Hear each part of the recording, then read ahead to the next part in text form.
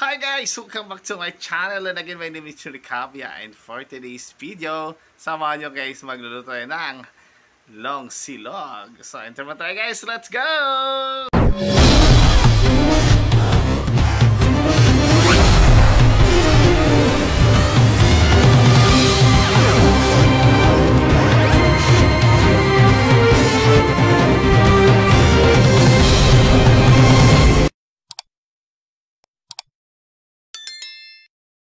And eto na nga guys, prepare tayo. So painin natin yung ating kawali. Nakauna yung ating kalan guys.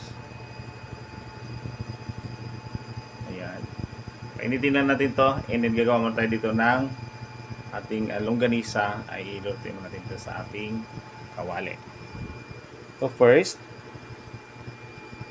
yung ating longganisa ay pakuluan muna natin. So gagawin natin ng tubig. Gaya man na yung ganyan tubig guys. Tingnan natin yan kumulo or maluto.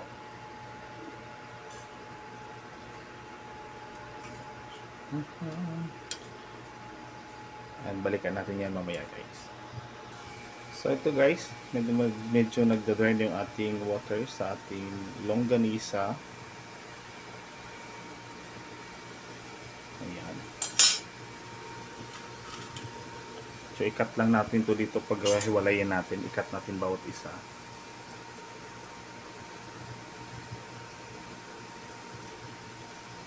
Ayan.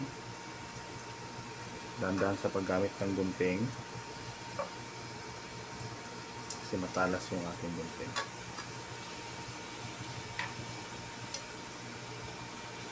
Patuyuin lang natin to. Add tayo dito ng oil. Pagka ganito na guys yung ating longganisa, medyo wala na yung water, add na tayo ng oil dyan. Konting oil lang ilalagay natin dito.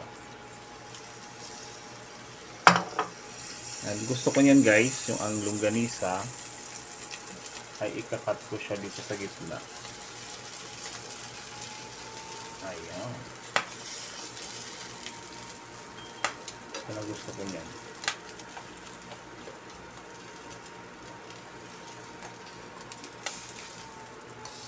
Para luto-luto yung longganisa.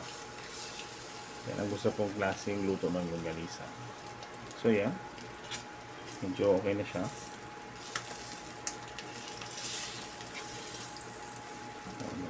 Mas gusto ko ganitong klaseng pagluto sa longganisa. Para yung loob, itong luto talaga siya. Mga 1/4 lang itong ating longganisa na nabili.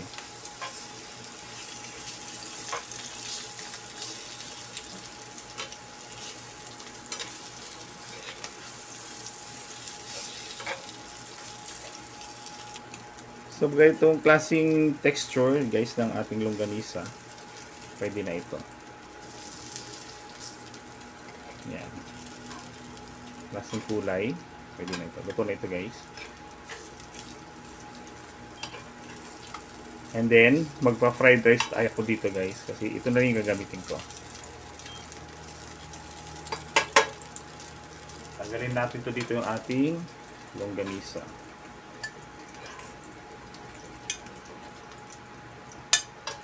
Ayan. So, slide natin ito sa gilid.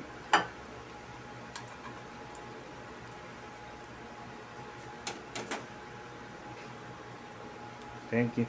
Lagyan natin yung ating garlic.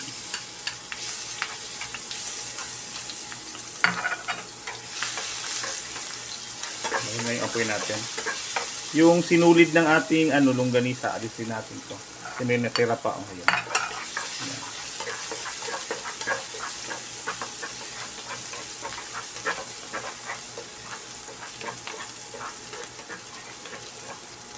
Natin ito ng kanin.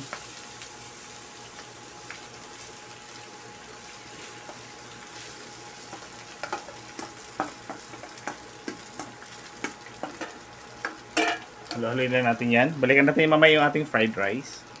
So yung ating fried rice guys, okay na siya. Dagdagan tayo dito ng pampalasa. Pork sabor ang gagamitin ko dito sa ating fried rice. Yung mga dalawa. Kasi medyo madami yung ating rice.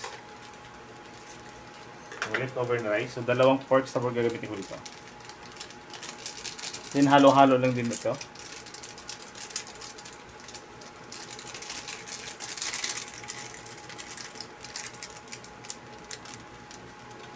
Then, halo-halo lang ulit natin. Para ma-mix yung ating nilagay na pampalasa. Yung ating pork sabor.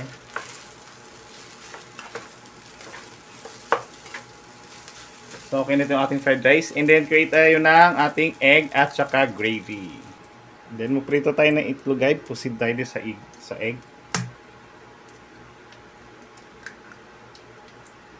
Ilagay ako ng mantika dito. Medyo mahinit na to. Ating kawali. Yan, dalawa siya. And then, lagyan natin ng konting asin.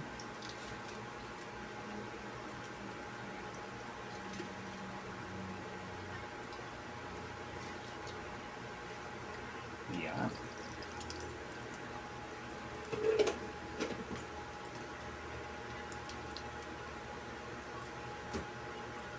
Check lang natin to.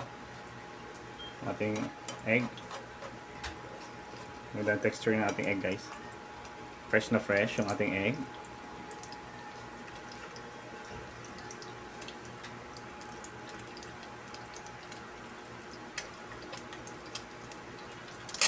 Ayan, medyo ano na siya.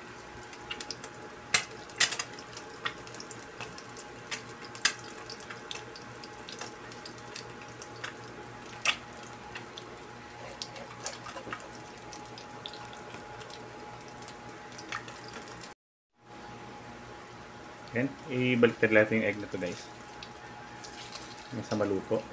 Then, proceed tayo doon sa ating gravy. Gagawa ako ng gravy, guys. Sa ating long silog. So, silipin natin yung ating egg na ginawa o pinirito. So, okay na to, guys. Hawanin natin dito sa ating kawali. Off natin yung kalan. Or induction cooker. Tabi lang natin to.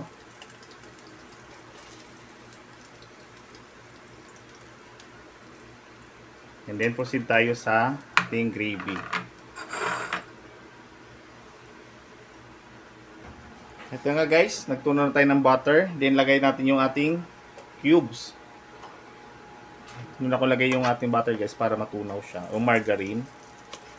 Yung ating gagamitin ito na butter is 2 kutsara siya. O tablespoon.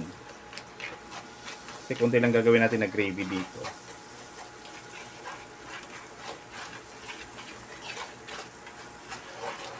Tunawin ko na muna itong yung cubes or beef cubes. Beef cubes ang ginamit ko dyan, guys. Then lagay natin 2 kutsarang harina. Then i-coat lang natin yung harina tsaka yung butter and yung beef cubes.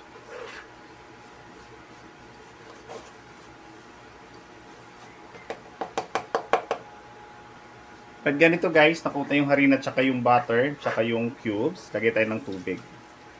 So huwag mo natin sindihan yung ating kalan. Make sure natin na matunaw natin yung ating flour or harina.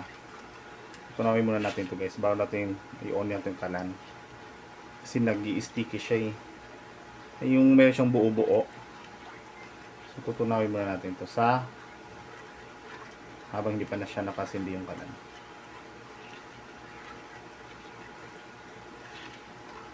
Kaya lang talaga dito tunang-tunaw. At ganito, guys, tunaw-tunaw. So wala na siyang buong-buo. Nagbubuo kasi siya pagka hindi siya na may mix na maayos o natutunaw. So lakasan natin yung ating kalan. And then maglagay dito ng 2 kutsarang toyo o dark soy sauce.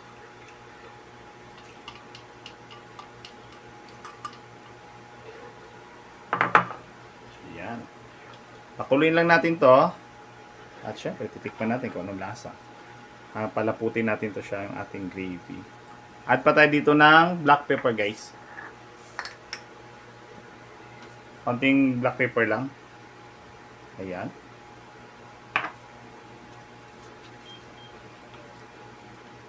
Pag kumulo nito at malapot na, pwede na to. Pwede na tayong instant gravy.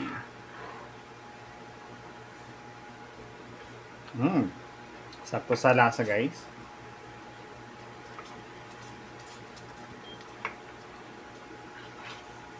Pag ganito, at pakuluin natin. Diyan, pakuluin natin yung konti.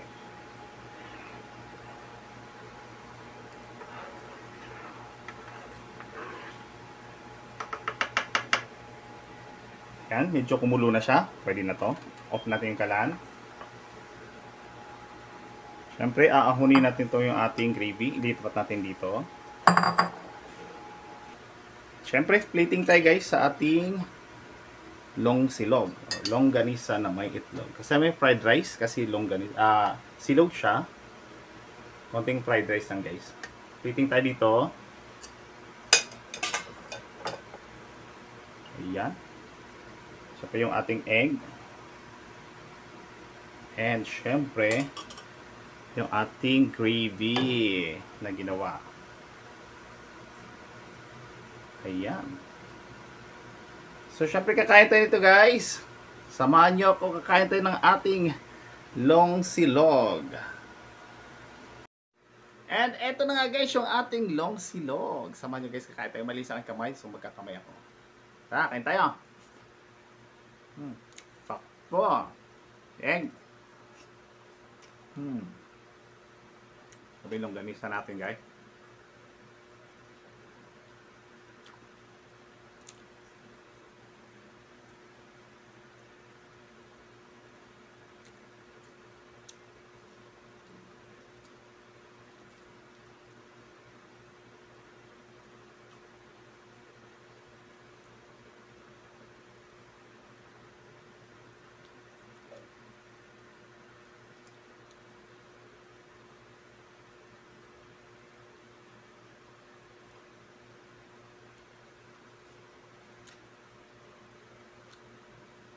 Yeah.